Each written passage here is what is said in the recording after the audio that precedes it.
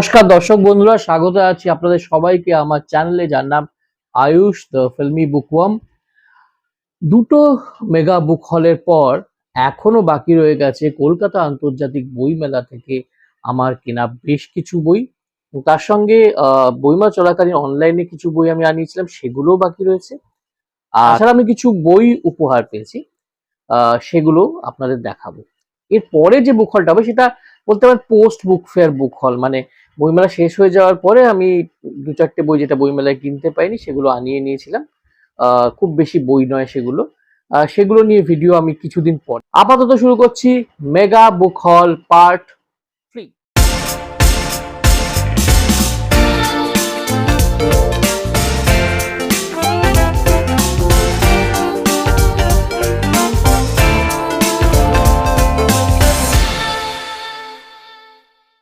প্রথম যে বইটা নিয়ে কথা বলবো, বইটি আকারে ছোট কিন্তু এই বইটির ইম্প্যাক্ট এই বইমেলায় কিন্তু বেশ বেশ বড়। এই বইটি বেশ ভালো সেল হয়েছে। ইনফ্যাক্ট যেদিন এই বইটি সংগ্রহ করার ইচ্ছে নিয়ে গিয়েছিলাম অরণ্যমনের স্টলে, আমাকে বলা হয়েছিল যে এই বইটি পুরোপুরি সোল্ড আউট হয়ে গেছে। আহ, আমাকে কিছুদিন অপেক্ষা করতে হয়েছে এবং তারপরে আমি অনলাইনে এই বইটি আনিয়েছি। হচ্ছে কৌশিক সামন্তর লেখা নভেম্বর রেইন।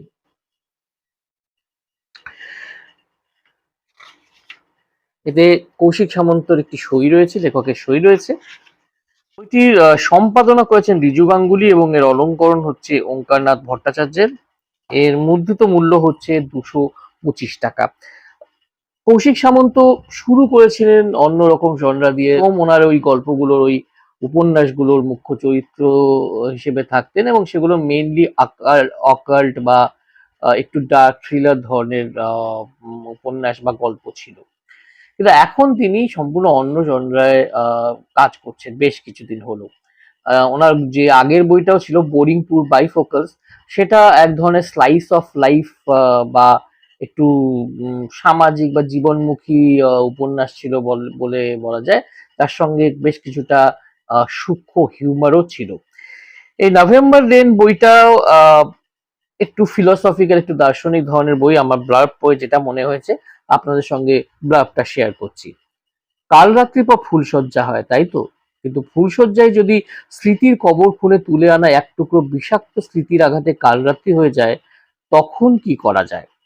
যাত্রা শুরুর আগেই ভেঙে পড়া জাহাজের কান্ডারি সায়ন ঠিক করলো হানিমুনে সে না হয় একাই যাবে প্রিয় কাঞ্চনজঙ্ঘার কাছে, তবে এবার একেবারেই উদ্দেশ্যহীন হয়ে। গন্তব্যে পৌঁছানোর আগে এক সহযাত্রীর কাছ থেকে সে এক অদ্ভুত জায়গার সন্ধান পেল, যেখানে নাকি সবাই যেতে পারে না। নানা কারণে চলতি পথ ছেড়ে সে সেখানেই যাওয়ার রাস্তা ধরল।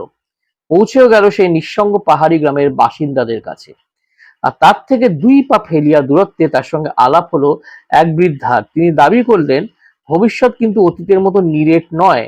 অতীতের ভুল শোধরালে ভবিষ্যৎও নাকি বদলে যায়। তারপর কি হলো? স্মৃতি সরণি বেয়ে নিজের ফেলে আসা দিন আর দ্বিধা দীর্ণ বর্তমানে গল্প বলল সায়ন। সে কি তাহলে পারলো নিজের ভবিষ্যৎকে বদলে দিতে? আমাদের সবার অতীতের স্মৃতি, বর্তমানে ভাবনা আর ভবিষ্যতে কুয়াশা নিয়েই লেখা হলো November rain. November rain guns and রোজেসের একটি বিখ্যাত গান, আহ, এবং আমার মনে হয় সেই গানের উপরেই নভেম্বর রেন নামটি দেওয়া হয়েছে বইয়ের। বইটি আমি এখনো পড়িনি, কাজেই নিশ্চিত হয়ে কিছু বলতে পারবো না। যদিও রিজু গাঙ্গুলির একটি ভূমিকা রয়েছে এখানে, সম্পাদকীয় ভেজর ভেজর, যা পড়ার কোনো মানেই হয় না।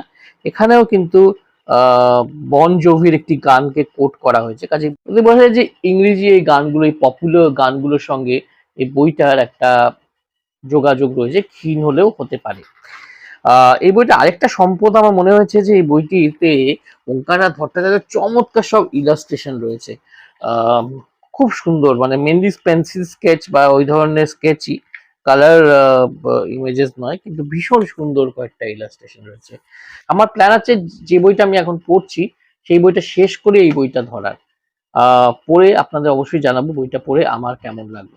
এরপর যে বইটা নিয়ে কথা বলবো সেই বইটি আমাকে আমার ইউটিউবার বন্ধু, ফেলো ইউটিউবার বন্ধু রক্তিম সরকার, রক্তিম দা আমাকে উপহার দিয়েছেন। বইটির নাম হচ্ছে প্রিন্সেস এবং এর লেখক হচ্ছেন অভিক সরকার। বইটি বেরিয়েছে বৃতি থেকে। এবং বইটির মুদ্রিত মূল্য হচ্ছে 162 টাকা। প্রচ্ছদ এবং অলঙ্করণ হচ্ছে অভিক দাস। আর উৎসর্গ করা হয়েছে দুনিয়ার সমস্ত প্রিন্সেসদের। আহ এখানে প্রথম একটা খুব মিষ্টি একটা ভূমিকা রয়েছে অভিক সরকারের মেয়ে আরাত্রিকা সরকারের লেখা। লেখা আছে, সবাইকে প্রণাম জানাই, আমি আরাত্রিকা সরকার, আমি দমদমে থাকি, আমি অষ্টম শ্রেণীতে পড়ি, আমার বয়স 13। আমরা যখন মুম্বাইতে থাকতাম তখন বাবা আমাকে নিয়ে অনেক গল্প লিখেছিল। তাতে আমার আর বাবার ঝগড়ার গল্প, খুনসুটির গল্প, আদরের গল্প এবং বায়নাক্কার গল্প সবই আছে। বাবা বলেছিল যে তোমরা অনেকেই নাকি সেই গল্পগুলো পছন্দও করেছো।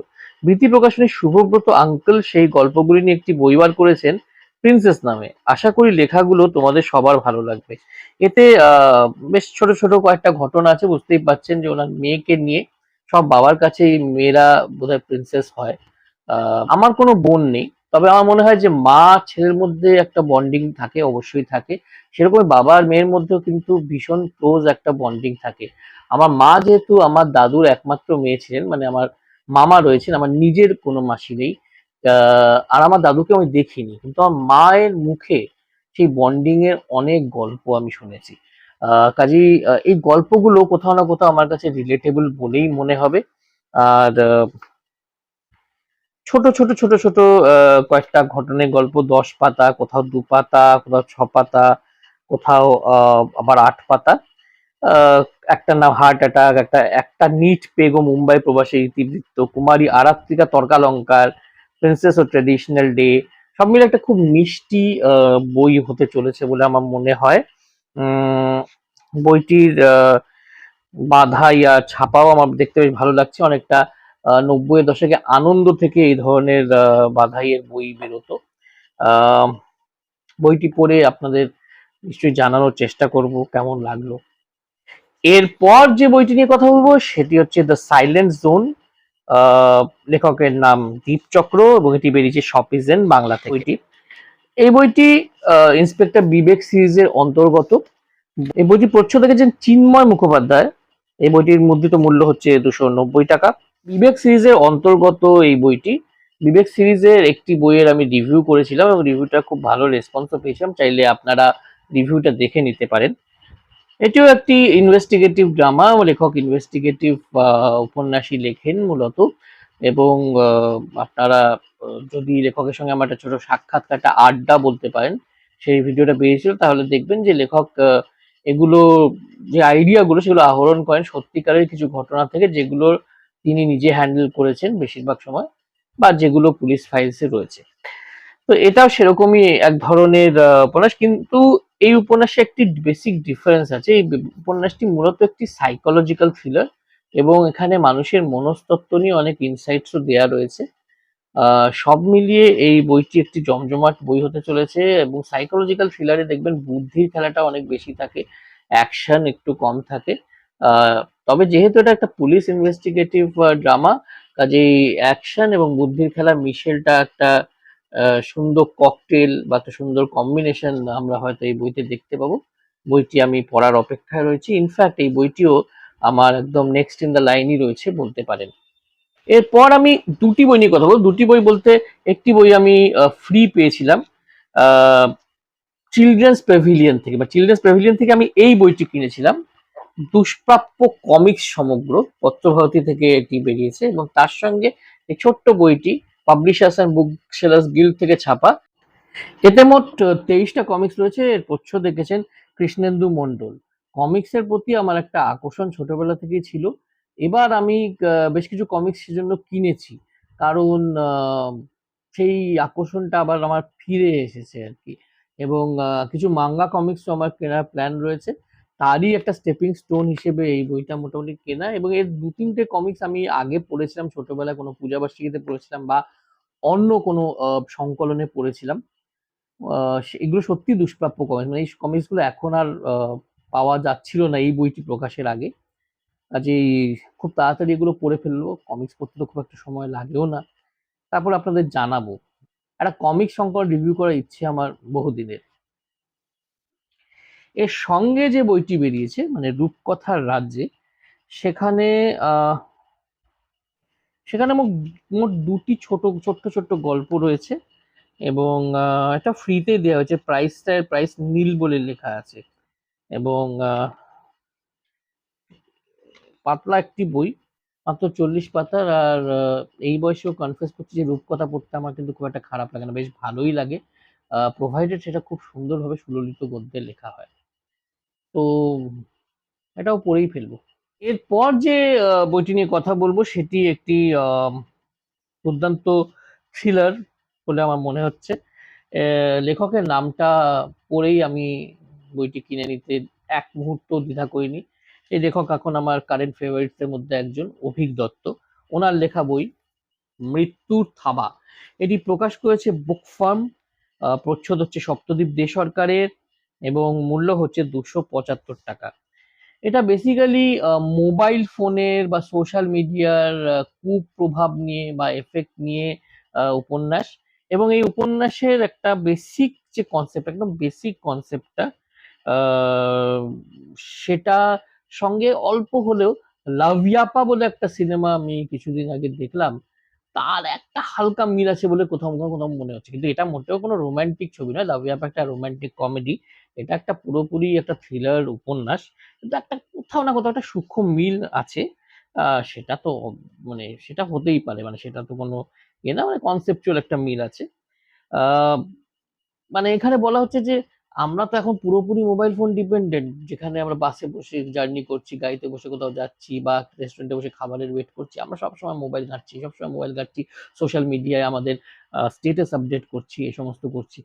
কি হবে যদি কেউ আমাকে বলে যে অনেকগুলো টাকা তোমাকে দিচ্ছে, তোমার মোবাইল ফোনটা আমাকে দিয়ে দাও, আর আমি পুরোপুরি মোবাইল ফ্রি হয়ে যাব কিছুদিনের জন্য? তাহলে আমার উপরে উপর দিয়ে কি যাবে? বা বেশিরভাগ মানুষের যাদের বয়স মোটামুটি ধরুন ওই 18 থেকে 50 এর মধ্যে, বিশেষ করে তাদের উপর দিয়ে কি হবে এবং তারা কতটা ইনসিকিউরড ফিল করবেন, কতটা একা ফিল করবেন, মনে হয় সেটা নিয়েই এই উপন্যাসটি।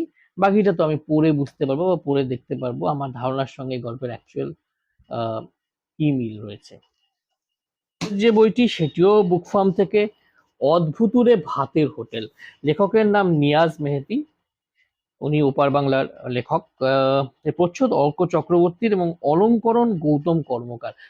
বুক ফার্মের বেশিরভাগ বইতে এরকম সুন্দর সুন্দর অলংকরণ ইলাস্ট্রেশন আপনি পেয়ে যাবেন।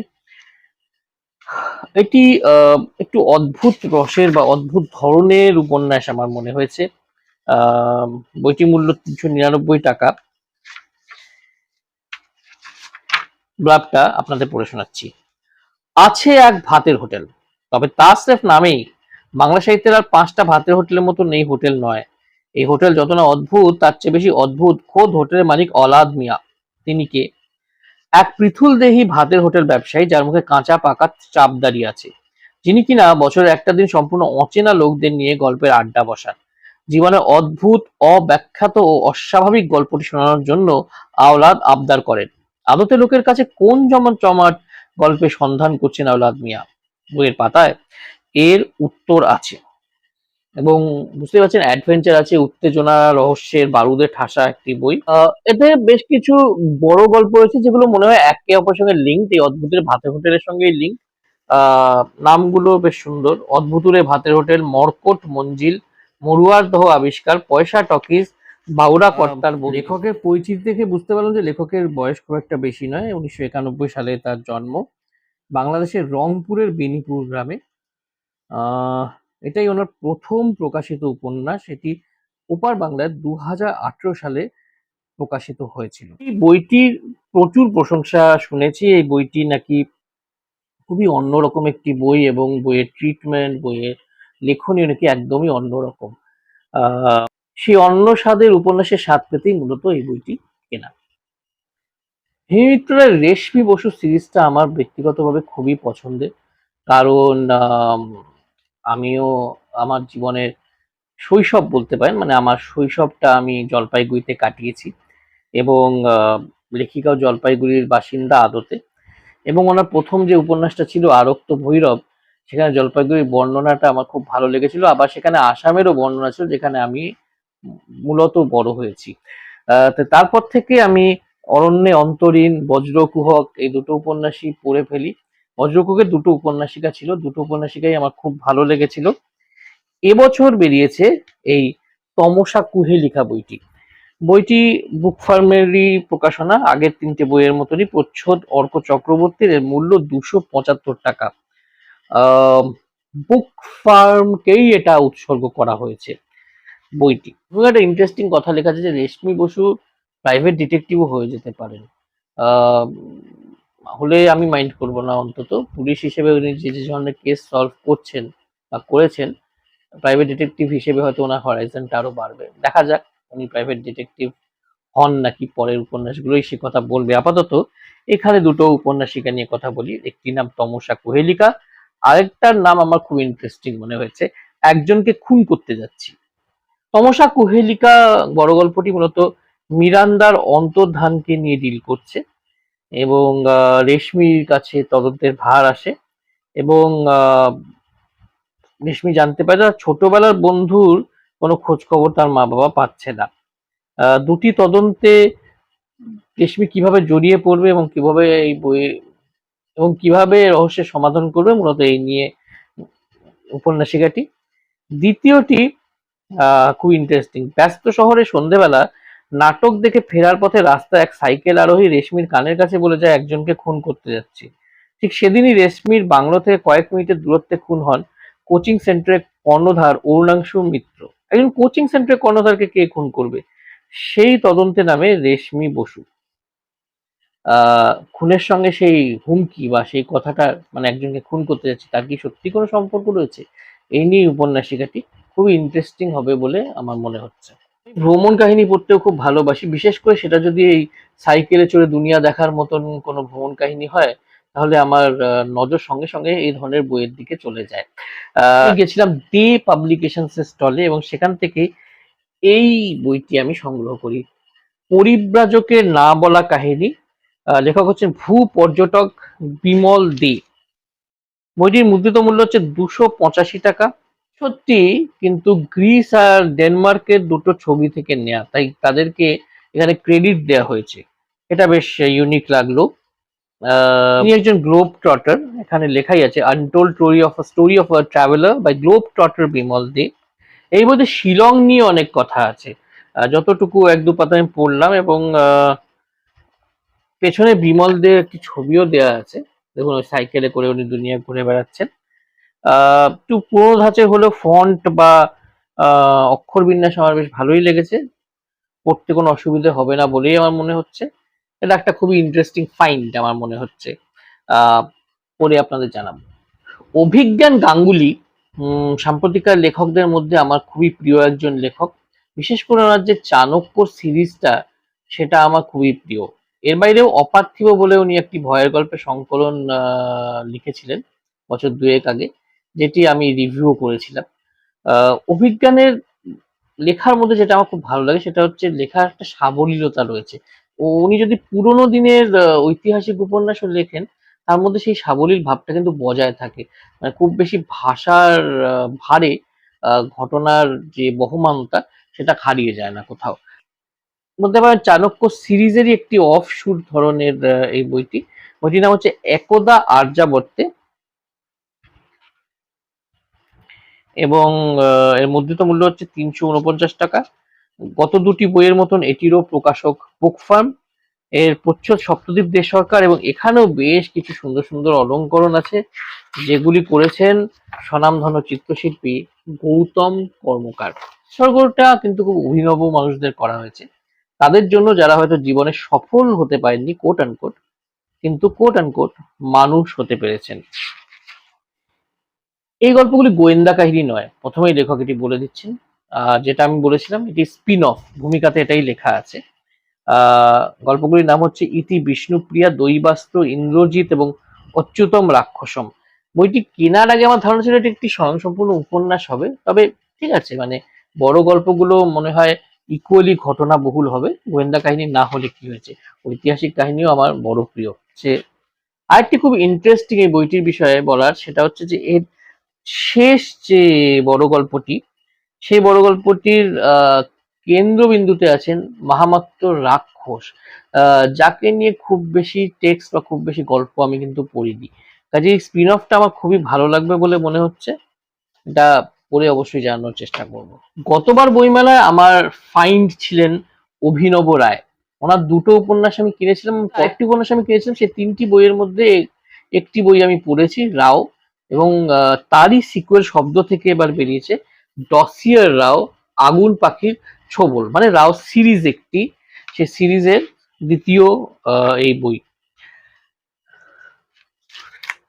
বইটির অলঙ্করণ ওঙ্কারনাথ ভট্টাচার্যর করা, আর এর মুদ্রিত মূল্য হচ্ছে ৩৭৫ টাকা, এবং বইটির প্রচ্ছদ দেখেছেন সুমন সরকার। অভিনব রায় একজন সরকারি আধিকারিক, এবং তার সঙ্গে সঙ্গে ইনি লেখক হিসেবেও খুব নাম করছেন। বইটির অলঙ্করণ এবং বইটির যে প্রোডাকশন, সেটা প্রথমে বলবো, কারণ বিষয়বস্তু সম্পর্কে এখনো খুব ভালো আইডিয়া নেই আমার।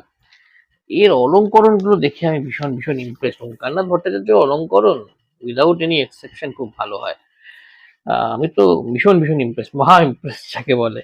আর এছাড়া বইটি বেশ কিছু ভাগে বিভক্ত রয়েছে। খুবই আগের বইটির মতনই আরেকটা জমজমাট স্প্যানিশ পলিটিক্যাল থ্রিলার পাবো আশা করছি। রাও বইটিও অত্যন্ত ভালো একটি বই, এবং আমার মনে হচ্ছে এই বইটিও ইকুয়ালি দারুণ হবে। বাপি খান ওপার বাংলার আমার অত্যন্ত প্রিয় একজন লেখক। ওনার অন্ধকার সিরিজ আমার অত্যন্ত প্রিয়। সেই অন্ধকার সিরিজের আরেকটি বই বেরিয়েছে, বইটির নাম হচ্ছে ক্রমশ অন্ধকার, প্রকাশ করেছেন অভিযান পাবলিশার্স, মুদ্রিত মূল্য ৩২৫ টাকা।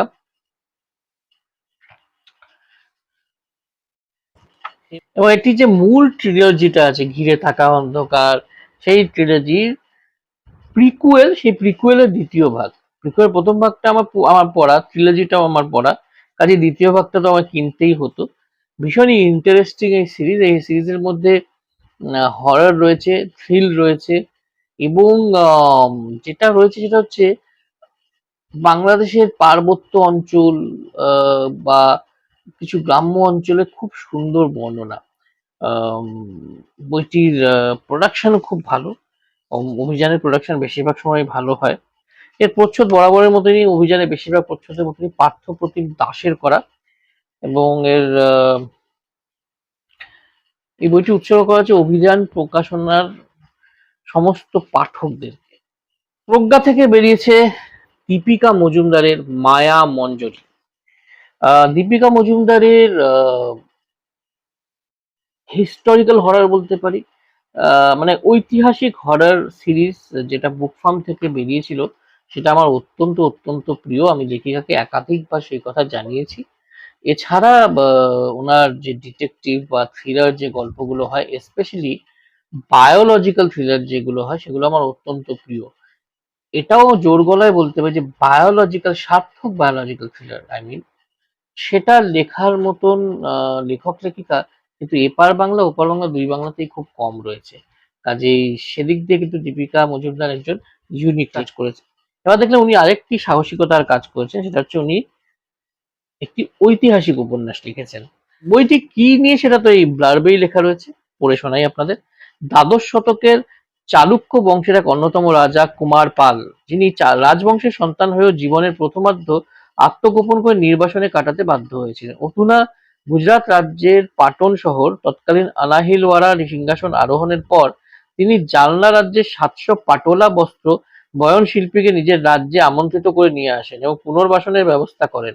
অভূতপূর্ব সেই পাটোলা বস্ত্র, যা কিনা আজ গুজরাট রাজ্যের ঐতিহ্যবাহী বস্ত্রশিল্পের অন্যতম, তার জন্মস্থান কিন্তু গুজরাটে নয়। বয়ন পদ্ধতি এতটাই জটিল ও প্রাচীন যে পৃথিবীর বহু দেশ চেষ্টা করে এই হস্তশিল্পটিকে আয়ত্ত করতে পারেনি। সম্পূর্ণ বয়ন পদ্ধতি আয়ত্ত করতে এক একজন শিল্পীর গড়ে প্রায় ১৮ বছর পর্যন্ত সময় লেগে যেত। বস্ত্রের বয়ন পদ্ধতি, ইতিহাস সবকিছু মিলেমিশে একাকার। প্রজ্ঞা প্রকাশনা থেকে প্রকাশিত এই বইটির মূল্য হচ্ছে ১৭৫ টাকা। এর প্রচ্ছদটা চমৎকার একটা প্রচ্ছদ এঁকেছেন সৌজন্য চক্রবর্তী। এই বইটি উৎসর্গ করেছেন ওনার মাকে। বইটির প্রোডাকশন খুব ভালো, মূল্য ১৭৫ টাকা। একটি অনুযোগ, ছোট্ট অনুযোগ, সেটা হচ্ছে যে বইটি খুব ছোট, মানে মাত্র ৮৬ পাতার বই। আশা করবে পরের সংস্করণে যদি লেখিকা একটু বড় করতে পারেন, কারণ ঐতিহাসিক উপন্যাসের পরিসরটা একটু বড় হলে বেশি ভালো হয়। এনিওয়েজ, তবে দীপিকা মজুমদারের লেখার বাঁধনি খুবই ভালো হয়। এটা তো আমি অবশ্যই পড়বো। প্রজ্ঞা থেকেই বেরিয়েছে ইন্দ্রনীল মুখোপাধ্যায়ের বিল বোসের নতুন বই, বোস বিল বোস। যেমন বন্ড, জেমস বন্ড, সেরকম বোস বিল বোস। আহ, বিল বোসের গল্পগুলি মূলত স্পোর্টস থ্রিলার হয়। আগে আমার রিভিউগুলো যারা দেখেননি বিল বোসকে নিয়ে, তাদের অবগতির জন্যই জানালাম। এই স্পোর্টস থ্রিলার গুলো মূলত পুরোনো যুগের কিছু স্পোর্টস ইভেন্টস এর উপর বেস করা থাকে। যদিও একটি উপন্যাসে আমরা 90-এর দশকের বা আর্লি 2000 ঝলকও পেয়েছি। বিল বোস মূলত সেই সময়কার একজন রিপোর্টার, যিনি বেশ কিছু স্পোর্টস রিলেটেড ক্রাইম সলভ করেন। বাকিটুকু তো এই বইটি পড়লেই আপনারা বুঝতে পারবেন। বইটি উৎসর্গ করা হয়েছে সৈকত মুখোপাধ্যায়কে। এর মুদ্রিত মূল্য 230 টাকা। আর এর প্রচ্ছদ দেখেছেন সন্তু কর্মকার।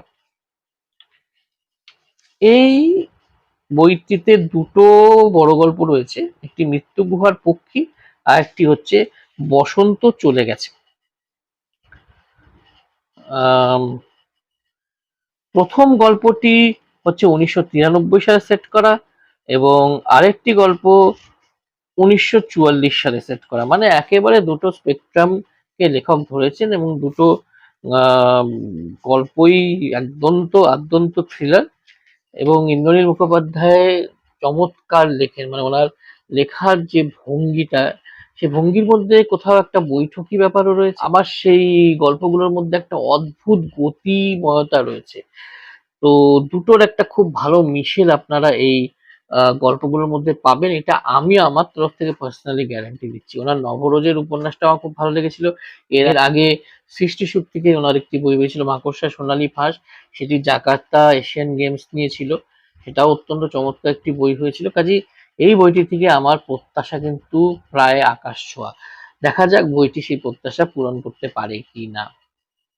এবার আসছি আরেকজন লেখকের বইতে, যার থেকে আমার প্রচুর প্রত্যাশা। 3 বাহু 10 মুখের লেখক অনির্বাণ মুখার্জি, যিনি সেই মেয়েটা বলে আরেকটি চমৎকার উপন্যাস লিখেছেন, যেটা গত বছর অভিযান থেকে বইমেলায় বেরিয়েছিল। এবছর বইমেলায় বেরিয়েছে এই বইটি, জগন্নাথের রত্ন। আহ এর পেছনে গল্পটি একটি ছোট্ট জিস দেওয়া রয়েছে, আপনাদের পড়ে শোনাই। মূলত এটি একটি থ্রিলার।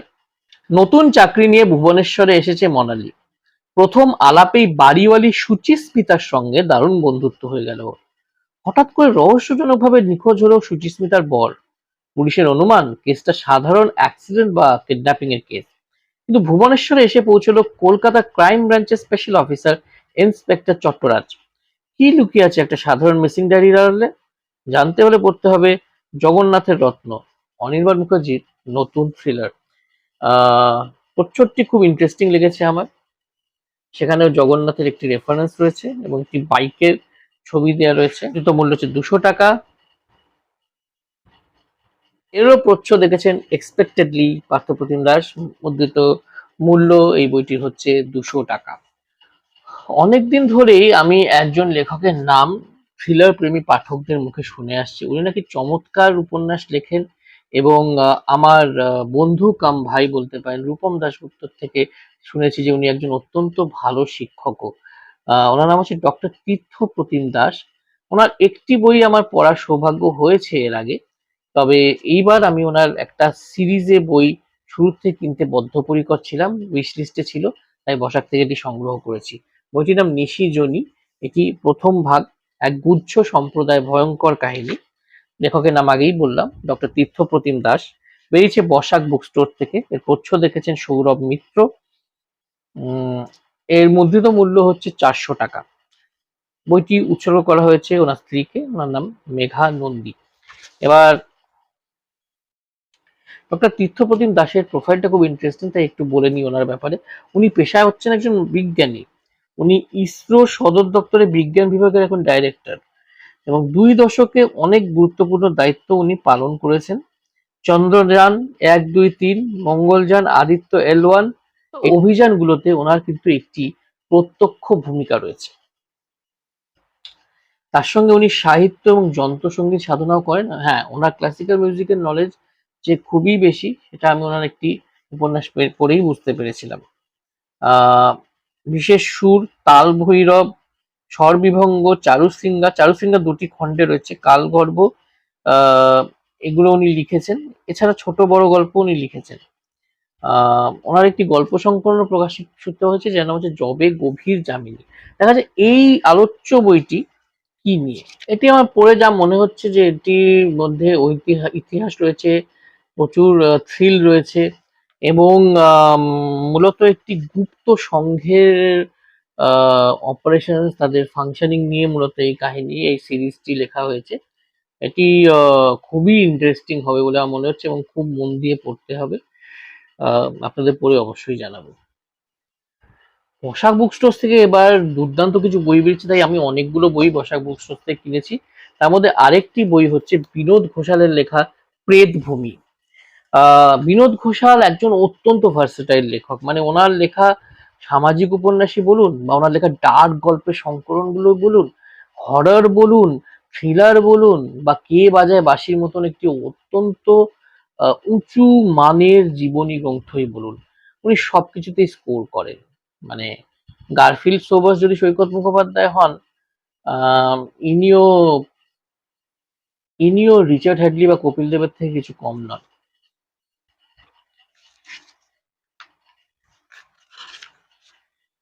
এটি মৃন্ময়ী বা নোক ওই জাতীয় একটি হরর স্টোরি বলে আমার মনে হচ্ছে। এর মুদ্রিত মূল্য হচ্ছে 230 টাকায়। প্রচ্ছদ এঁকেছেন কৃষ্ণেন্দু মণ্ডল। প্রচ্ছদটি দারুণ, মানে প্রচ্ছদটি দেখলেই একটা বেশ গা শিরশিরে অনুভূতি হয় আর কি। গল্পটি ব্লার্বটা একটু পড়ে শোনাচ্ছি আপনাদের। জমিদারির উত্তরাধিকার সূত্রে সায়ন একদিন পেয়ে গেল বিপুল সম্পত্তি। কুসুমপুরে নিজের পৈতৃক সম্পত্তি নিতে এলো সায়ন। তখনই শুরু হলো অঘটন। প্রতি রাত্রে সায়নের কাছে আসে একজন অদ্ভুত মানুষ। তারা কারা, কেন আসে? সম্পত্তি পাওয়ার পর সায়নের চরিত্র কেন বদলে গেল? সম্পূর্ণ অচেনা একজনের মতো হয়ে উঠলো সে কেন? কার আত্মা ভর করলো ওর ওপর? আদৌ কি মুক্তি পাবে সে? বিনোদ ঘোষালের কলমে এক রোমহর্ষক অলৌকিক কাহিনী, প্রেতভূমি। মনে হচ্ছে এর মধ্যে একটি গথিক হররেরও এলিমেন্ট আছে, যেটা আমার খুব ভালো লাগে। এছাড়া একটু সাইকোলজিক্যাল ব্যাপার স্যাপারও রয়েছে। মোট 132 পৃষ্ঠার এই বইটি আহ পড়লে তো তাড়াতাড়ি শেষ করে ফেলবো। শেষ করে আপনাদের জানাবো। এবার একই সিরিজের একসাথে দুটো বই বেরিয়েছে মহুয়া ঘোষের, মাহেন্দ্রানী সিরিজ। লেখিকার অত্যন্ত জনপ্রিয় একটি সিরিজ, যার একটি বিশাল বড় ফ্যান ফলোয়িং আছে। আমি আমার স্ত্রী দুজনেই কিন্তু মাহেন্দ্রানী সিরিজের ফ্যান। আর এখানে আমার স্ত্রীকে উনি একটি অটোগ্রাফও দিয়েছেন, মৌমিতাকে শুভেচ্ছা সহ মহুয়া ঘোষ। মহুয়া ঘোষের লেখার আমি বড় ভক্ত। তার প্রধান কারণ হচ্ছে মহুয়া ঘোষের ঝরঝরে গদ্য এবং তার গল্পের মধ্যে কিছু টুইস্ট অ্যান্ড টার্নস, যেগুলো খুব সহজভাবে, খুব অনায়াসভাবে গল্পের মধ্যে বা উপন্যাসের মধ্যে আসে। মাহেন্দ্রানী সিরিজটা বিশেষ করে আমার খুব প্রিয়। মানে মাহেন্দ্রের চরিত্রটাই আমার কাছে খুব প্রিয়। একজন মহিলার মধ্যে যদি সুপার পাওয়ার থাকে বা এক্সট্রা সেন্সারি কিছু ক্ষমতা থাকে, সাইকিক ক্ষমতা থাকে, তাহলে তার জীবন যে কতটা কমপ্লিকেটেড হয়ে যেতে পারে, তার একটি উদাহরণ হচ্ছে মাহেন্দ্রানী চরিত্রটি। চরিত্রটির মধ্যে প্রচুর, যাকে ইংলিশে বলে it has got a lot of meat in ইট।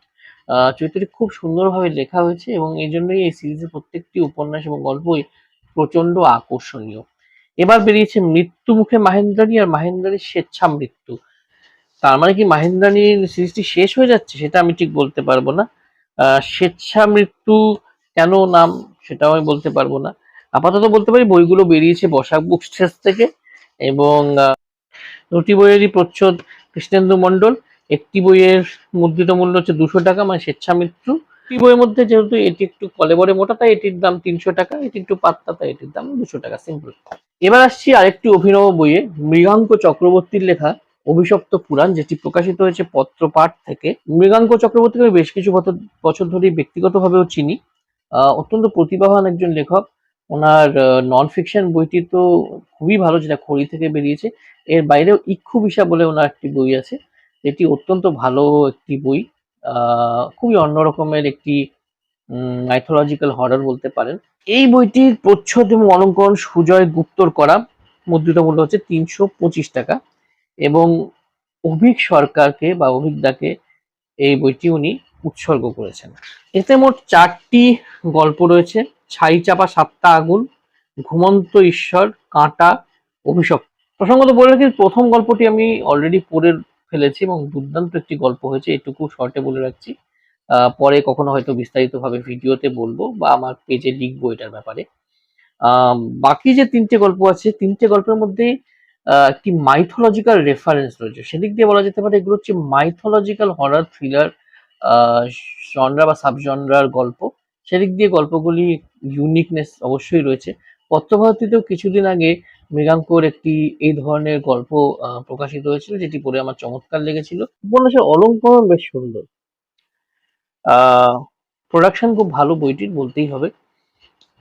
এই গল্পগুলি পড়ে আপনাদেরকে এর ব্যাপারে বলার চেষ্টা অবশ্যই করব। এর পরে যে বইটি আপনাদের দেখাবো, এটি ভীষণই ইন্টারেস্টিং একটি বই। কত টাকা মাইনে পাও? তোমার মাইনের টাকায় আমার মেয়ের একটি শাড়িও হয় না। এই জনপ্রিয় ডায়ালগটি কমল মিত্রের মুখে যেভাবে মানাতো, আর কারোর মুখেই সেভাবে মানাতো না। অত্যন্ত আকর্ষণীয় একটি ব্যক্তিত্ব ছিল, পর্দা জুড়ে ওনার উপস্থিতি থাকতো। স্বর্ণযুগের বাঙালি মাত্রেই তাকে চিনবেন, এবং খরাজ মুখার্জির মিমিক্রি তাকে নিউ জেনারেশনের কাছেও কিন্তু খুবই জনপ্রিয় করে তুলেছে। ওনার মেয়ের লেখা একটি স্মৃতিকথন, আমার বাবা কমল মিত্র। লেখিকার নাম চন্দনা ঘোষ। বললাম উনি কমল মিত্রের কন্যা। এটি প্রকাশ করেছে Dasgupta and company private limited. এর প্রচ্ছদ তাপস দত্তর করা, মুদ্রিত মূল্য 400 টাকা। এর মোট পৃষ্ঠার সংখ্যা হচ্ছে 192টা পৃষ্ঠা। কমল মিত্রকে আমার বরাবরই ভীষণ ভালো লাগতো, যেটা বললাম যে ওনার এই পর্দা জোড়া উপস্থিতি, ওই ডমিনেটিং স্ক্রিন প্রেজেন্স আমার দারুণ লাগতো, কিন্তু ওনার বিষয়ে আমি বিশেষ কিছুই জানতাম না। সেই আগ্রহ থেকেই মূলত বইটা কেনা। এই বইটি আমি আমার বন্ধু এবং ফেলো ইউটিউবার সুশোভন রায়কে অর্ডার দিয়েছিলাম। সুশোভন আমাকে এই বইটি কলকাতা বইমেলার প্রথম দিনই বইমেলার মধ্যেই হ্যান্ড ওভার করে, এবং তারপরে আমি এসে বইটি উল্টে পাল্টে দেখে যা বুঝলাম যে চন্দনা ঘোষ একজন সুলেখিকাও বটে। মানে উনি খুব সুন্দরভাবে কিন্তু নিজের বাবার একটি ক্যারেক্টার স্কেচ আঁকার চেষ্টা করেছেন এই বইটির মধ্যে দিয়ে, এবং প্রচুর অজানা ফ্যাক্টস বলেছেন যেগুলো সম্পর্কে আমি কিছুই জানতাম না। এই ভালো লেখনির জন্য তো বটেই, এইসব ফ্যাক্টস জানার জন্য, এইসব ট্রিভিয়া জানার জন্য স্বর্ণযুগ নিয়ে ইন্টারেস্টেড তারা এই বইটি অবশ্যই কিনতে পারেন। এতে বেশ কিছু দুষ্প্রাপ্য ছবি রয়েছে, যেমন কমল মিত্রের যৌবনকালের একটি ছবি, বা বধূ বধূ ছবির একটি দুষ্প্রাপ্য স্টিল, তাছাড়া স্বর্ণবলয়, মানে কমল মিত্র একজন অ্যাক্টিভ নাট্যকর্মীও ছিলেন, সেখানে উনি কিরকম গেট আপে আসতেন সেগুলো সবই এখানে রয়েছে। ছাপাগুলো আমার বেশ ভালো লেগেছে। শেষে ওনার পুরো ফিল্মোগ্রাফিটাও রয়েছে। তো সব মিলিয়ে ট্রিভিয়া হান্টার্সদের জন্য, স্বর্ণযুগ নিয়ে যারা রিসার্চ করছেন বা আর্টিকেল লিখতে চান, এবং চলচ্চিত্র মোদীদের জন্য এই দুর্দান্ত বই। আমি তো বলবো যে আপনারা সংগ্রহ করে পড়ে ফেলুন এই বইটি। সুশোভন থেকে যদি সংগ্রহ করতে চান, সুশোভন রায়ের নাম্বার আমি আমার ভিডিওতে দিয়ে দেব ডেসক্রিপশন বক্সে। একটি ঐতিহ্যশালী পত্রিকা দেবসাহিত্য কুটির থেকে এটি প্রকাশিত হয় এবং এখনো হয়ে চলেছে। নবকল্লোলে বেশ কিছু ভালো ভালো ভূতের গল্প লেখা হয়েছে, এবং সেই ভূতের গল্পের একটি সংকলন এবার বেরিয়েছে দেবসাহিত্য কুটির থেকে। এর প্রচ্ছদে গেছেন ইন্দ্রনীল ঘোষ, এবং এর মুদ্রিত মূল্য হচ্ছে 500 টাকা। এটি সম্পাদনা করেছেন বিখ্যাত সাহিত্যিক রূপক চট্টরাজ।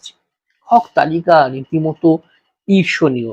হেমেন্দ্র কুমার রায়, সুধীন্দ্রনাথ রাহা, অমিতাভ চৌধুরী, শক্তিপদ রাজগুরু, সৈয়দ মুস্তাফা সিরাজ, বরেন গঙ্গোপাধ্যায়, শঙ্কর্ষণ রায়, অদৃশ বর্ধন, শীর্ষেন্দ্র মুখোপাধ্যায়, হীরেন চট্টোপাধ্যায়, শেখর বসু, তৃষিত বর্মন, ডক্টর গৌরী দে, অনীশ দেব, তপন বন্দ্যোপাধ্যায়, নীলাঞ্জন চট্টোপাধ্যায়, সর্বাণী মুখোপাধ্যায়, শুভমানস ঘোষ, হিমাদ্রি কিশোর দাশগুপ্ত, সঞ্জীব কুমার দে, সৈকত মুখোপাধ্যায়, কাবেরী চক্রবর্তী, মনজিৎ গাইন, দীপান্বিতা রায়, যশোধর মিত্র, চঞ্চল কুমার ঘোষ, মনোজ সেন থেকে শুরু করে রূপক চট্টরাজ নিজে, শুভায়ন বসু, সুনীল বন্দ্যোপাধ্যায়, মহুয়া ব্যানার্জি, অনুষ্টুপ শেঠ, পল্লবী সেনগুপ্ত, সৌভিক চক্রবর্তী, বামাপ্রসাদ মুখোপাধ্যায়, আরো অনেকে। মানে দুর্দান্ত একটি লেখক তালিকা, এবং এর পৃষ্ঠা সংখ্যাও হচ্ছে 480 পৃষ্ঠার বই। পৃষ্ঠার কোয়ালিটি খুবই ভালো।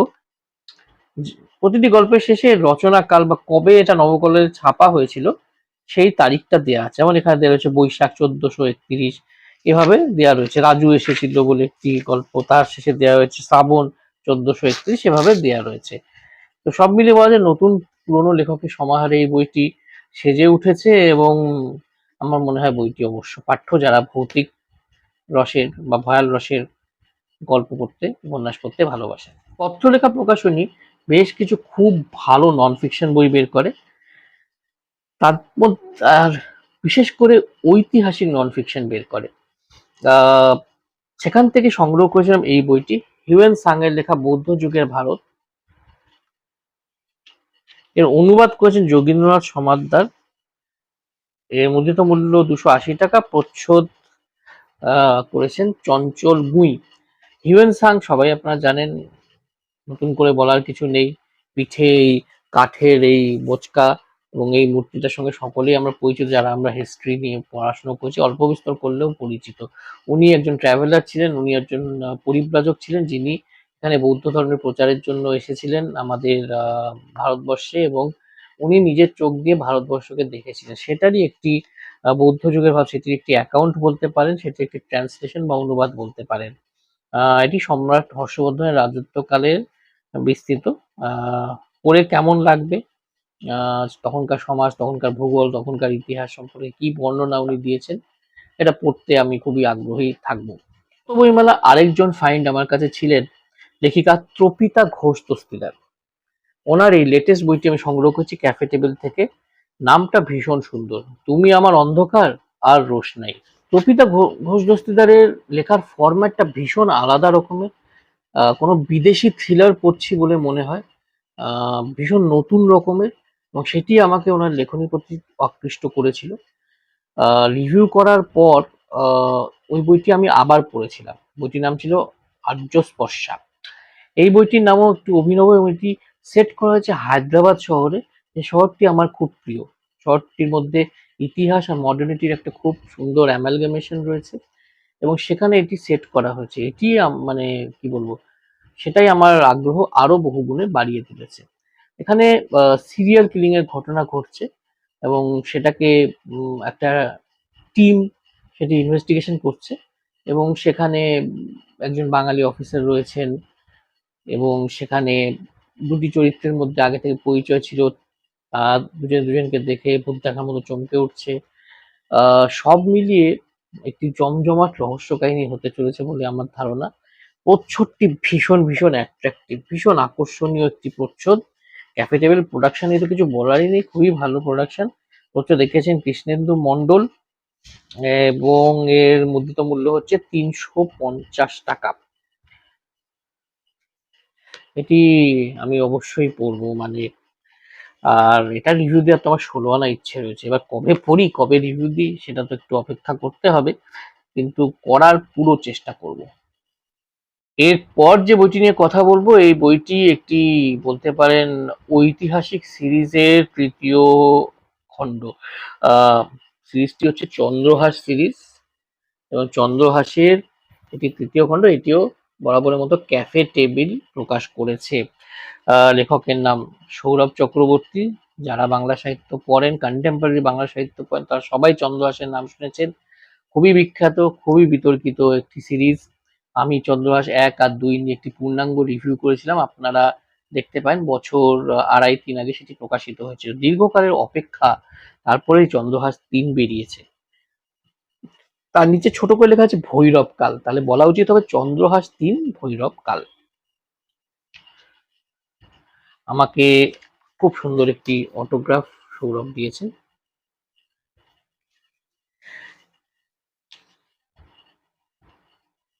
এর অলঙ্করণ কৃষ্ণেন্দু মণ্ডলের, আর প্রচ্ছদ এঁকেছেন স্বর্ণাভ বেরা। এতে বেশ কিছু সুন্দর সুন্দর ইলাস্ট্রেশন রয়েছে, অপূর্ব ইলাস্ট্রেশন রয়েছে কিছু। ভীষণ সুন্দর প্রোডাকশন, এটা তো বলতেই পারি। এবার প্রোডাকশন নিয়ে আমি এত এত কথা কেন বলছি, কারণ বইগুলো তো আমি এখনো পড়িনি। যে বইয়ের ভেতরে কি মাল মশলা রয়েছে সেটা তো আপনাদের বলতে পারছি না, কাজে প্রোডাকশন সম্পর্কে বিস্তারিত বলে দিচ্ছি। এই বইগুলোর মধ্যে একটা হাইলাইট থাকে, সেটা হচ্ছে প্রতিশোধ আর ক্ষমতার কি এক্সটেন্টে, মানে কোন লেভেলে অপব্যবহার হয়, সেটি এই বইগুলো কিন্তু প্রতিটাই চোখে আঙ্গুল দিয়ে দেখিয়ে দেয়। বইগুলির মধ্যে বীভৎস রস যেমন আছে, তেমনি কিন্তু বইগুলোর মধ্যে একটি বার্তাও রয়েছে। এছাড়া বইগুলোর মধ্যে যে রিসার্চ রয়েছে সেটি আমার চমৎকার লাগে প্রতিবারই, যে লেখক কতটা পরিশ্রম করে রিসার্চ করে এই প্রত্যেকটি উপন্যাস লিখেছেন। আম, মানে বলির মধ্যে যে এত কিছু ফ্যাক্টর থাকে, এই সিরিজ না পড়লে আমার জানাই ছিল না। কাজেই মানে এটা পড়ার জন্য তো আমি একেবারে মুখিয়ে রয়েছি। এই বইটি যখন পড়বো তখন সবকিছু ভুলেই পড়বো, এটুকু বলতে পারি। এবার আসছি আমার একজন অত্যন্ত প্রিয় বন্ধু পার্থ কৌশিকের বই নিয়ে। বইটির নাম কিছু রহস্য আর ভৌতিক অনুভূতি। মজার ব্যাপার হচ্ছে, এই পার্থ কৌশিককে আমি চিনি 7-8 বছর ধরে। আমি মূলত ওকে গায়ক হিসেবে চিনি, আর আমার মতোই একজন আসামের প্রবাসী বাঙালি হিসেবে চিনি। আহ, পার্থ মজুমদার, ওর আসল নাম হচ্ছে পার্থ মজুমদার, এবং ডিব্রুগড় আসামের ছেলে, মূলত এখানে চাকরি করে। কিন্তু আমি এই বছরই জানতে পারলাম যে ও একজন লেখকও বটে, এবং ও আমার খুবই প্রিয়, মানে ভয়াল রসের লেখা লিখতেই বিশেষ করে পছন্দ করে। তাই যখন ও আমাকে অনুরোধ করলো যে ভাই তুমি আমার এই বইটা পড়ে মতামত দাও, এই বইটি কিনে নিলাম। এই বইটি প্রকাশ করেছে কোজাগরি প্রকাশনী, এটি বালির একটি প্রকাশনী। এর মুদ্রিত মূল্য হচ্ছে 180 টাকা, এবং এই প্রচ্ছদটাও পার্থ কৌশিকেরই আঁকা বা প্ল্যান করা। প্রচ্ছদটি বেশ সুন্দর প্রচ্ছদ, এবং এর অলঙ্করণ আছে অভিষিক্তা দে। এটি উৎসর্গ করেছেন ওনার মাকে, মায়ের নাম পুষ্প মজুমদার। এবং এখানে বেশ কিছু গল্প রয়েছে, দ্য চেয়ার, ব্যাংকের পাসবই, মৃত্যুর হাত, মুক্তি, ভুলোর ডাক, ভূতের গালে চর, কারণের ডায়েরি থেকে প্রতীক্ষা। বেশ ইন্টারেস্টিং সব নাম, এবং প্রতিটা গল্পে ছোট ছোট করে কিছু ইলাস্ট্রেশন দেওয়া রয়েছে।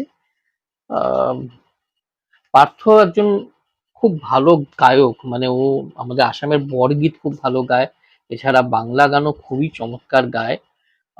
গায়ক সে ভালো লেখে তার কোনো মানে নেই, কিন্তু আমার কোথাও না কোথাও বিশ্বাস আছে যে ওর লেখাগুলো খুবই ভালো, খুবই স্ট্যান্ডার্ড লেখা হবে। এটা পড়ে আমি একটি নিরপেক্ষ মতামত নিশ্চয়ই জানানোর চেষ্টা করব। অনুবাদ সাহিত্য আমি সবসময় পড়ি না, বা অনুবাদ সাহিত্যকে সবসময় যে সাপোর্ট করি বা সব ধরনের অনুবাদ সাহিত্যকে সাপোর্ট করি তাও নয়। কারণ আমার মনে হয় যে অনেক সময় অনুবাদ করলে মূল সাহিত্যের যে রসটি থাকে সেটি অক্ষুণ্ণ থাকে না। তবে এটাও সত্যি যে অনুবাদ সাহিত্যের দ্বারাই আমরা বিশ্ব সাহিত্যের সঙ্গে মানে পৃথিবীতে যে ধরনের সাহিত্য লেখা হচ্ছে তার সঙ্গে পরিচিত হতে পারি, এবং অনেক ভালো ভালো অনুবাদ আজকাল কিন্তু বাংলায় বেরোচ্ছে, এটা খুব আশার কথা। এবং অনুবাদ পত্রিকাটিও এর মধ্যে সহায়ক হিসেবে কাজ করছে। বিভা থেকে এই চমৎকার অনুবাদটি দেখে কেনার লোভ সামলাতে পারলাম না। ম্যাক্স ক্যারেটস সমগ্র। এবার ম্যাক্স ক্যারেটস একজন বিশেষ গোয়েন্দা, উনি কিন্তু দৃষ্টিহীন, কিন্তু উনি একজন গোয়েন্দা বা উনি একজন ইনভেস্টিগেটর। এর লেখক হচ্ছেন আর্নেস্ট ব্রামা। কৌশিক রায় এবং দীপ্তজিৎ মিশ্র এটির ভাষান্তর করেছেন। বিভা পাবলিকেশন থেকে এটি বেরিয়েছে, খুব সুন্দর সুন্দর অলঙ্করণ রয়েছে, আর এটি প্রথম খণ্ড, এরপরে আরো বেরোবে। প্রচ্ছদ এবং অলঙ্করণ করেছেন রোহিত কর। এর মুদ্রিত মূল্য হচ্ছে 255 টাকা।